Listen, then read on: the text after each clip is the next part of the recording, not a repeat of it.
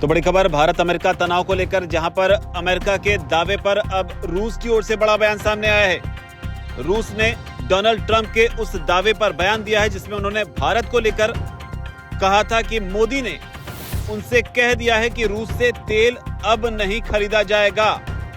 हालांकि इस दावे पर भारत की भी प्रतिक्रिया सामने आई है, लेकिन जो बड़ी बात है वो ये है कि भारत को लेकर रूस ने भी बड़ा बयान दिया है। डोनाल्ड ट्रंप ने व्हाइट हाउस में एक कार्यक्रम के दौरान पत्रकारों से बातचीत में ये बयान दिया। उन्होंने कहा कि यूक्रेन युद्ध एक ऐसी जंग थी जो रूस को एक हफ्ते में जीत लेनी चाहिए थी, लेकिन इसको 4 साल हो चुके हैं। मैं ये युद्ध खत्म होते देखना चाहता हूं। मैं रूस से भारत के तेल खरीदने से खुश नहीं था। प्रधानमंत्री नरेंद्र मोदी मेरे मित्र हैं, हमारे बीच बहुत अच्छे संबंध हैं और आज उन्होंने मुझे आश्वासन दिया है कि वो रूस से तेल नहीं खरीदेंगे। तो ये ट्रंप का बड़ा बयान भारत को लेकर। ट्रंप ने यह भी कहा कि एक बड़ा कदम है, अगर भारत ये फैसला लेता है तो अगला कदम चीन की ओर होगा।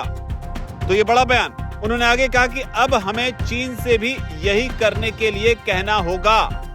हालांकि अपने बयान में उन्होंने ये भी कहा कि मोदी एक महान व्यक्ति हैं, वो ट्रंप से प्यार करते हैं और मैं उनका राजनीतिक करियर बर्बाद नहीं करना चाहता। तो ये बड़ा बयान मोदी के करियर को लेकर, पॉलिटिकल करियर को लेकर। साथ ही ट्रंप ने यह भी कहा कि मैंने वर्षों से भारत को देखा है, ये एक अद्भुत देश है, हर साल आपको एक नया नेता मिलता है, लेकिन मेरा दोस्त लंबे समय से वहां है। आगे बोलते हुए ट्रंप ने कहा कि भारत तुरंत तेल आयात बंद नहीं कर सकता, लेकिन ये बदलाव एक प्रक्रिया का हिस्सा है और इसे जल्द ही पूरा कर लिया जाएगा। तो ये डोनाल्ड ट्रंप का बयान भारत को लेकर। हालांकि इसे लेकर भारत की भी प्रतिक्रिया आई, लेकिन रूस ने जो कहा है ट्रंप के इस दावे पर, भारत पर, वो भी बेहद अहम है। रूसी राजदूत हैं डेनिस एलिपोव, उनका बयान सामने आया है। रूस ने कहा कि भारत के सबसे विश्वसनीय ऊर्जा साझेदार हैं। जब तक मांग है, सप्लाई भी है, जिससे रूस भारतीय ऊर्जा सुरक्षा में सबसे बड़ा योगदानकर्ता बन गया है। तो ये बड़ा बयान रूस का। भारत को लेकर भरोसा है। रूस ने कहा है कि भारत रूस से कच्चे तेल की 1/3 खरीद करता है। हम इस बाजार लागत के प्रभावी विकल्प हैं। भारत और रूस के संबंध विश्वास की ठोस नींव पर आधारित हैं और रूसी तेल की खरीद भारतीय अर्थव्यवस्था के लिए महत्वपूर्ण है। हमारा सहयोग उन हितों के अनुरूप है। हमारा रिश्ता किसी के खिलाफ नहीं है। तो ये रूस का बड़ा बयान भारत को लेकर। रूस ने यह भी कहा कि भारत और अमेरिका अपने फैसलों में स्वतंत्र हैं और हम उन मुद्दों में हस्तक्षेप नहीं करते। हमारी तेल आपूर्ति भारतीय अर्थव्यवस्था और भारत के जो लोग हैं उनके कल्याण के लिए बहुत फायदेमंद है। तो ये रूस का दावा।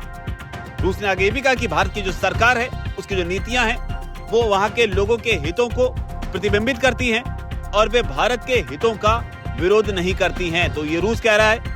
साथ ही रूस ने अपने बयान में डिफेंस का भी जिक्र किया है।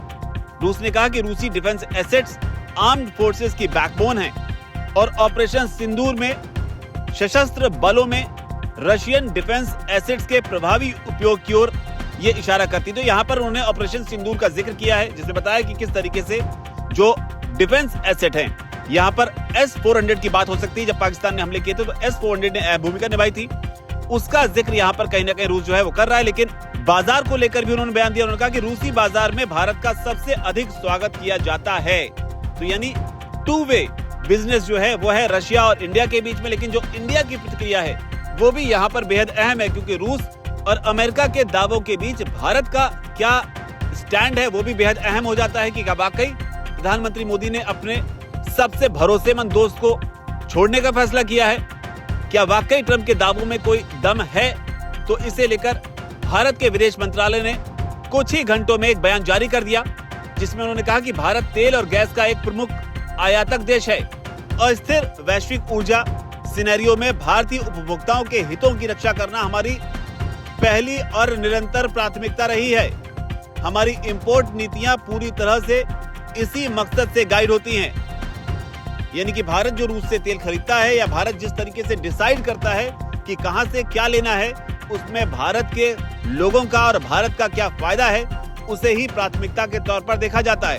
भारत ने यह भी कहा कि ऊर्जा की स्थिर कीमतें सुनिश्चित करना और आपूर्ति को सुरक्षित रखना हमारी ऊर्जा नीति के दो मुख्य लक्ष्य रहे हैं। यानी कि जो कीमतें हैं वो स्थिर रहें और निरंतर जो है सप्लाई होती रहे, ये भारत के दो मेन मकसद हैं। ये भारत ने साफ किया। इसके अलावा भारत ने ये भी कहा, इसी के तहत हमने अपने ऊर्जा स्रोतों का विस्तार किया और बाजार की परिस्थितियों के अनुसार इन्हें डाइवर्सिफाई किया है। तो ये भी एक बड़ा बयान है। आगे भारत ने ये भी कहा कि हम बाजार की स्थिति को देखते हुए अलग अलग देशों से डील करते हैं। अमेरिका की बात है तो हमने उसके साथ भी बीते कुछ सालों में खरीद की है। बीते एक दशक में ये तेजी से बढ़ी भी है। मौजूदा जो प्रशासन है यानी कि ट्रंप प्रशासन जो है उसने भी भारत के साथ ऊर्जा संबंधों को बढ़ाने को प्राथमिकता दी है और इस पर चर्चाएं जो हैं वो जारी है। तो यहाँ पर भारत ने जो प्रतिक्रिया दी है ये इस मामले में बेहद दिलचस्प है कि रूस का यहाँ पर भारत ने कोई जिक्र जो है वो खुलकर नहीं किया है। ना ये कहा है कि रूस से हमने तेल खरीदने बंद करने का फैसला लिया है और ना ये कहा है कि इसे जारी रखा जाएगा। ट्रंप ने जो दावा किया है उसको सिरे से नकार दिया हो, ऐसा भी भारत की प्रतिक्रिया में नहीं दिखता है। ट्रंप ने जो दावा किया है उसे स्वीकार कर लिया हो, जिसका भी जवाब जो है वो भारत की ओर से दिए गए या भारत के विदेश मंत्रालय की ओर से दिए गए जवाब में नहीं दिखता। तो एक बेहद सधी हुई प्रतिक्रिया यहाँ पर भारत की ओर से दी गई है। लेकिन ये जरूर साफ किया है कि भारत किस हिसाब से अपना फैसला लेता है, उसके फैसलों में कौन सी चीज जो है वो फैक्टर होती है, ये जरूर बताने की कोशिश की है, डिफाइन करने की कोशिश की है कि आखिर जब भारत कोई भी फैसला इंपोर्ट को लेकर करता है तो उसका जो मुख्य मकसद होता है वो क्या होता है। यानी यहाँ भारत ने अमेरिका को ये समझाने की कोशिश की है कि भारत के लोगों का जो हित है वो सर्वोपरि है, भारत का जो हित है वो सर्वोपरि है। लेकिन अब देखना होगा कि ट्रंप ने जो दावा किया है इसका आगे कोई व्यवहारिकता के तौर पर कोई असर दिखता है कि नहीं दिखता। क्या वाकई रूस से तेल जो है भारत खरीदना बंद कर रहा है, क्या वाकई जो है अमेरिका की ओर भारत जो है मूव कर रहा है। तो ये दिलचस्प डेवलपमेंट है जिस पर हमें नजर रखनी होगी। इस पर जो भी अपडेट आएगी आप तक पहुंचाते रहेंगे। फिलहाल इस रिपोर्ट में इतना ही। धन्यवाद।